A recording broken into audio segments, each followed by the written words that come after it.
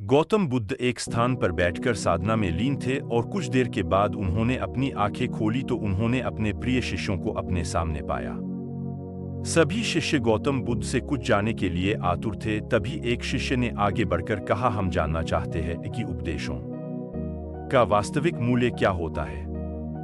शिष्यों को संबोधित करते हुए गौतम बुद्ध बोले कि यह आवश्यक नहीं कि कोई भी साधु संत पूर्ण व्याख्या करके ही उपदेश दे, बल्कि वह किसी भी कार्य अथवा इशारे द्वारा भी उपदेश का महत्व समझा सकता है। और इसी विषय में मैं तुम्हें एक कहानी सुनाता हूँ, ध्यान से सुनो।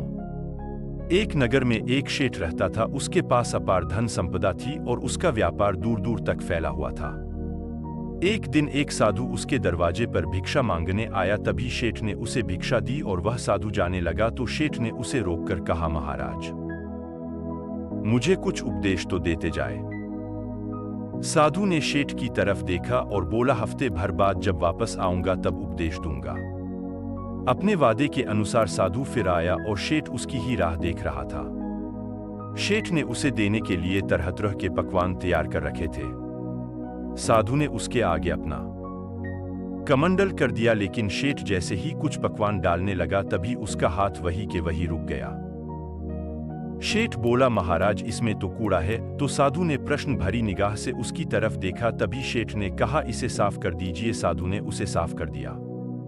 शेठ ने उसमें खाने की चीजें डाल दी। जब भिक्षा लेकर साधु जाने लगा तब शेठ ने कहा, महाराज, आप तो जा रहे हैं और क्या आप भूल गए क्या आज आपने मुझे उपदेश देने का वचन दिया था।